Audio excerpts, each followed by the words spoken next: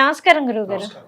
గురువుగారు, కుంభరాశిలోని శని వక్రగతిలో ఉండడం వల్ల ద్వాదశ రాశుల్లోని 12 రాశుల వరకు మరి ఏ విధంగా ఉండబోతుంది? అలాగే వారికి ఏం జరగబోతుంది? అంటే ఈ 138 రోజులు మనకి జూన్ 30వ తారీఖు నుంచి స్టార్ట్ అయ్యి అలాగే నవంబర్ 15వ తారీఖు వరకు ఉంటుంది కాబట్టి మరి ద్వాదశ రాశుల్లోని 12 రాశుల వారికి ఎలా ఉండబోతుంది ఏంటి అనే అంశం గురించి తెలియచేసే ముందుగా మనం మొదటి రాశి చూసుకున్నట్లయితే మేషరాశి. మరి మేషరాశి వారికి వచ్చేసి మరి ఈ 138 రోజులు ఎలా ఉండబోతుంది అంటారు గురుగారు? మరి వారికి ఎటువంటి ఫలితాలు రాబోతున్నాయి అంటారు? తప్పకుండా అమ్మ. ఓం శ్రీ గురుభ్యో నమః.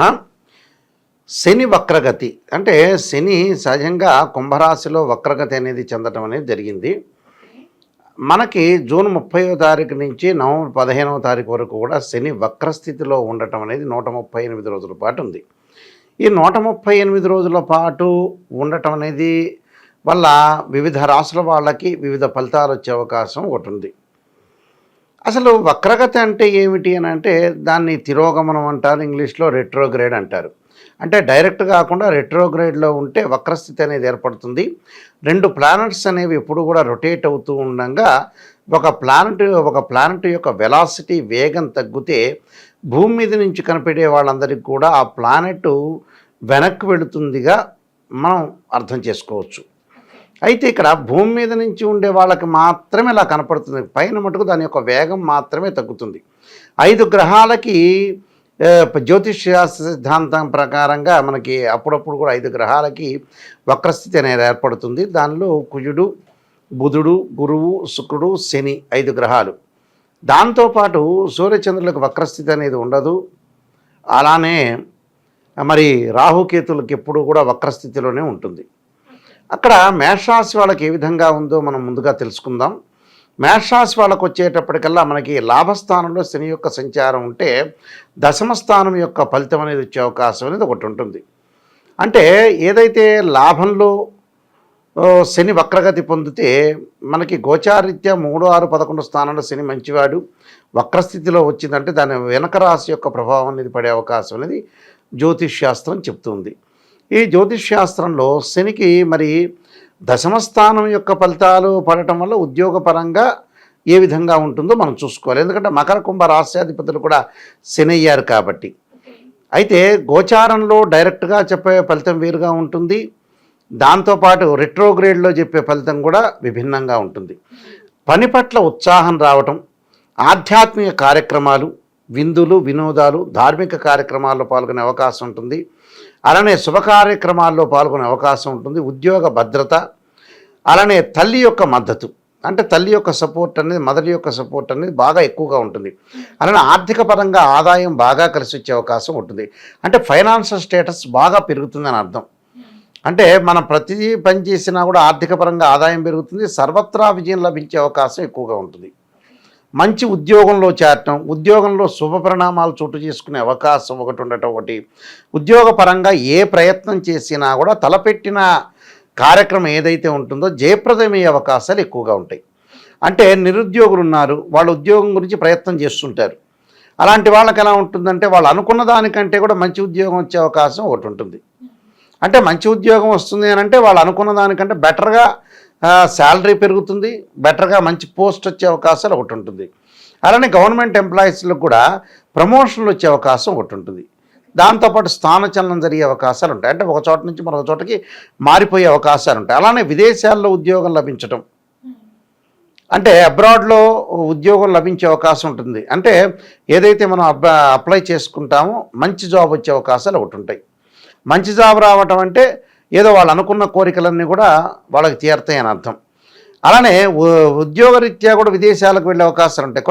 కొంతమంది కంపెనీ త్రూ వెళ్తూ ఉంటారు, కంపెనీ వాళ్ళు పంపిస్తుంటారు. అలా కూడా ఫారెన్కి వెళ్ళే అవకాశాలు, ఛాన్సెస్ అనేవి ఎక్కువగా ఉన్నాయి. వీటి వల్ల ఊహించని విధంగా ఆర్థిక స్థితికి ఆర్థిక లాభం కలుగుతుంటుంది. అంటే వీళ్ళు ఎక్స్పెక్ట్ చేయరు. అంటే నేను ఫైనాన్షియల్ పరంగా నేను ఇంత గ్రోత్ ఉన్నానా అని అర్థం కాదు. అంటే అలాంటి ఆర్థిక స్థితిగతులు బాగా పెరుగుతాయి. దాంతోపాటు హోదా పెరగటం, అంటే నేను ఇందాక చెప్పాక ప్రమోషన్ వస్తుందని. ప్రమోషన్ వస్తుందంటే ఒక పోస్ట్ నుంచి మరొక పోస్టుకి వాళ్ళకి మంచి పోస్ట్ వస్తుందంటే హోదా పెరగడం అని అర్థం. వృత్తి వ్యాపారాల్లో మటుకు యాక్టివ్గా ఉండే అవకాశాలు ఒకటి ఉంటుంది. దాంతోపాటు కుటుంబంతో కలిసి తీర్థయాత్రలు, పుణ్యక్షేత్రాలు, సముద్ర స్థానము, నీటి స్థానము, తీర్థాల్లో స్థానము వచ్చే అవకాశం, మానసికంగా ఒత్తిడి, కుటుంబాల్లో వాగ్వాదాలు, అంటే కుటుంబంలో ఎలా ఉంటుందంటే వాగ్దానాలు చేయటం ఒకటి, కుటుంబంలో ఏదైతే మనం ఒపీనియన్స్ అంటే ఒకళ్ళ ఒపీనియన్ ఇంకోళ్ళకి కలవకుండా ఉండే సందర్భం కూడా ఏర్పడుతుంటుంది. అంటే ఆర్గ్యుమెంట్స్ చేసే అవకాశాలు ఎక్కువ ఉంటాయి. ఆర్గ్యుమెంట్స్ చేసుకోకుండా లౌకిక భావంతో ముందుకు వెళ్ళాలి. అలానే విభేదాలు, వైవాహిక జీవితంలో పరస్పరం కొన్ని విభేదాలు వస్తాయి. అంటే భార్య ఒక మాట అంటే భర్త ఒకటి మాట అంటాడు. అంటే ఒక మనిషికి ఇష్టమైన దాన్ని మనం ఏకీభవిస్తేనే వాళ్ళతో లాంగ్ రన్లో ట్రావెల్ చేయగలుగుతాం. అది మిత్రుడు కానీ, భార్యాభర్తలు కానీ, ఫ్రెండ్స్ కానీ, కొలీగ్స్ కానీ, ఏ వ్యక్తి అయినా సరే.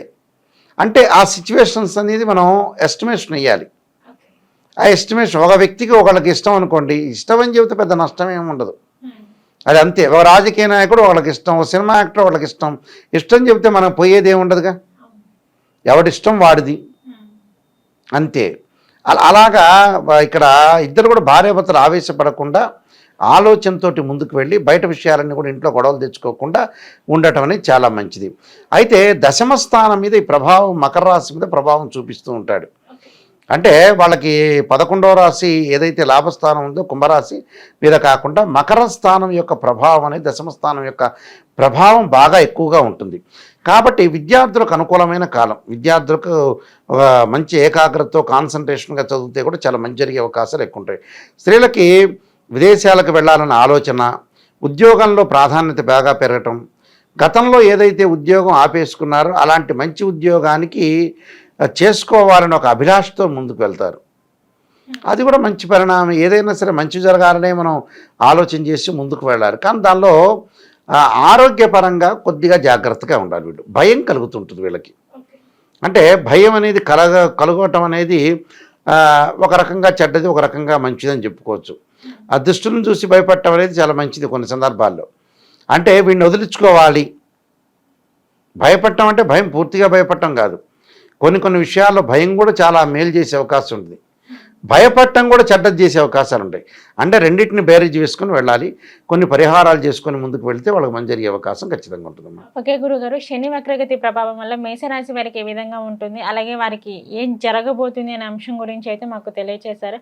మరి వారి జాతకం ప్రకారం చూసుకున్నట్లయితే చిన్న చిన్న దోషాలు ఉన్నాయి కాబట్టి సో వాటికి వారు చిన్న పరిహారం చేసుకుంటే సరిపోతుంది అన్నారు. సో మరి వారు ఎటువంటి పరిహారం చేసుకుంటే బాగుంటుంది అంటారు? తప్పకుండా అమ్మా. ఆంజనేయ ఆయుధే వాయుపుత్ర ఆయుధీమే తన్నో హనుమత్ ప్రచోదయాత్ అనే మంత్రాన్ని మంగళవారం పూట తమలపాకులతోటి ఆంజనేయ స్వామి పూజ చేయటం ఒకటి, కాలభైరవుణ్ణి పూజ చేయటం, కాలభైరవుడి యొక్క స్తోత్ర పారాయణం చేయటం వల్ల కూడా మంచి జరిగే అవకాశం ఖచ్చితంగా ఉంటుంది. ఇవన్నీ కూడా పాటించడం వల్ల చాలా మంచి జరిగే అవకాశం. వీలైతే నీలాంజన సమాభాసం రోహిపత్రేమాగ్రజం ఛాయా మార్తాండ సంభూతం తం నమామి శనేశ్వరం అనే మంత్రాన్ని కూడా చదువుకోవటం వల్ల కూడా వీళ్ళకి మంచి జరిగే అవకాశం ఖచ్చితంగా ఉంటుందమ్మా.